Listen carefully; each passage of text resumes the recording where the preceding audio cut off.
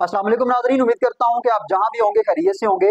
Iran और Israel के दरमियान जारी कशीदगी एक दफा फिर शिद्दत इख्तियार कर चुकी है और ईरान की जानब से इसराइल पर एक और बड़ा हमला करने की धमकी दे दी गई है। अब तक की ताज़ा तरीन सूरत हाल क्या है, ये आपको इसी व्लॉग में आगाह करेंगे। जबकि दूसरी जानब पाकिस्तान में तहरीक इंसाफ का एहतजाज शिद्दत इख्तियार कर चुका है और इस एहतजाज को रोकने के लिए हुकूमत की जानब से भी सरतोड़ कोशिशें की जा रही हैं।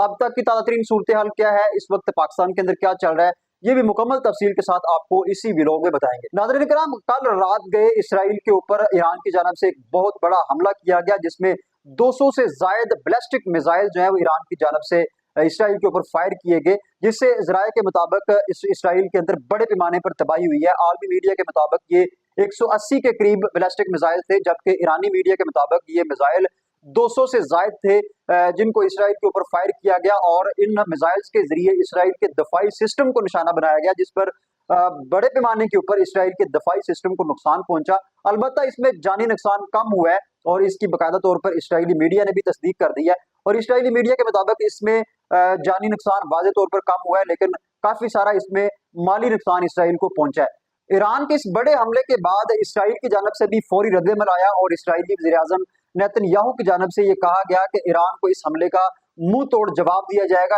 और ईरान भी अब तैयार रहे, हम किसी भी वक्त ईरान को इस हमले का जवाब दे सकते हैं। दूसरी जानब अमेरिका की जानब से भी एक शदीद किस्म का रद्द-ए-अमल सामने आया और अमेरिका की जानब से भी यही कहा गया कि हम इसराइल के साथ खड़े हैं और अगर ईरान दोबारा गलती करता है तो हम इसराइल के साथ खड़े होकर ईरान को मुंह तोड़ जवाब देंगे।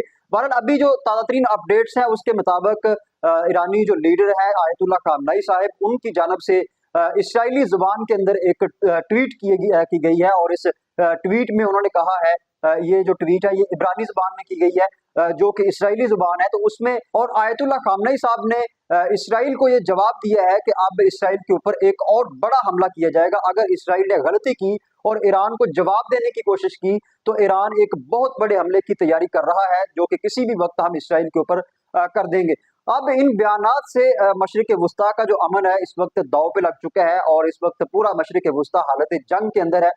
इस वक्त दुनिया जो है वो दो ब्लॉक्स के अंदर खड़ी हो चुकी है। एक ब्लॉक इसराइल के साथ खड़ा है और दूसरा ब्लॉक ईरान के साथ खड़ा है। अगर यही सूरत रही आज से कुछ महीने पहले भी इसी तरह की सूरत बनी थी जब ईरान की जानब से इसराइल के ऊपर बड़ा हमला किया गया था, लेकिन उसके मुकाबले में इसराइल की जानब से कोई रद्द-ए-अमल तो नहीं आया, लेकिन ईरान के इस दौरान बड़े बड़े लीडर्स जो है उनको निशाना बनाया गया, जिसमें इस्माइल हनिया साहब शामिल हैं और इससे कबल थोड़े दिन कबल जो नसरुल्लाह साहब की शहादत हुई, तो ये इसराइल की जानब से बड़ी बड़ी कार्रवाइयां की गई थी। अभी ये हालात मजीद कशीदगी की जानब बढ़ रहे हैं और आलमी माहिरीन के मुताबिक इस वक्त मशरिक वुस्ता जंग के दहाने के ऊपर है।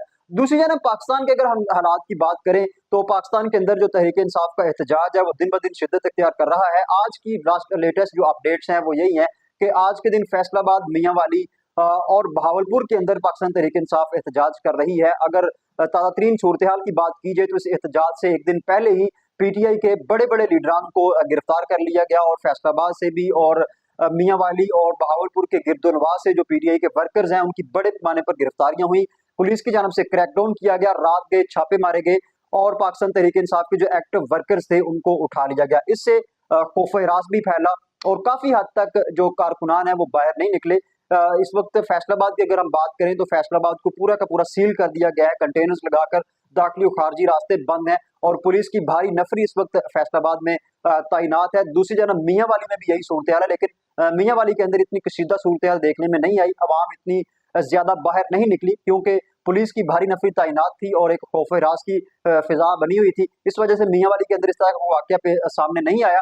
अलबत्ता फैसलाबाद और बहावलपुर के अंदर जो हालात हैं वो कशीदा रहे। रात गए तक कारकुनान और पुलिस के दरमियान झड़पें भी जारी रही और ये सिलसिला यूं ही अब तक जो है वो चल रहा है। पुलिस की जानब से अभी भी छापे मारे जा रहे हैं और दफा 144 नाफज की गई है फैसलाबाद में भी, बहावलपुर में भी और मियाँ वाली में भी। यानी कि हुकूमत की जानब से सरतोड़ कोशिश की जा रही है कि ये जो एहतजाज है ये यही रुक जाए। लेकिन दूसरी जानब बानी चेयरमैन तहरीक इंसाफ इमरान खान साहब ने जुमे के दिन को भी अहम तरीन दिन करार दिया है और इमरान खान साहब की जानब से ये ऐलान सामने आया है कि जुमे के दिन कारकुनान डी चौक पहुंचे और खास तौर पर केपीके की आवाम से पाकिस्तान तहरीक इंसाफ के बानी ने ये अपील की है कि वो हर सूरत डी चौक पहुंचे और वहां अपना एहतजाज रिकॉर्ड करवाएं और ये एहतजाज उस वक्त तक जारी रखें जब तक ये हुकूमत जो है अपने घर नहीं चली जाती, या जो सुप्रीम कोर्ट ऑफ पाकिस्तान का जो मामला चल रहा है वो मामला हल नहीं हो जाता। यानी कि पाकिस्तान तहरीक इंसाफ का एहतजाज अब एक तो बानी चेयरमैन तहरीक इंसाफ इमरान खान साहब की रिहाई के हवाले से है, जबकि दूसरा एहतजाज अब जो सुप्रीम कोर्ट की सूरत हाल चल रही है और जो काजी फायज ईसा साहब का जो मामला चल रहा है उस हवाले से भी मजीद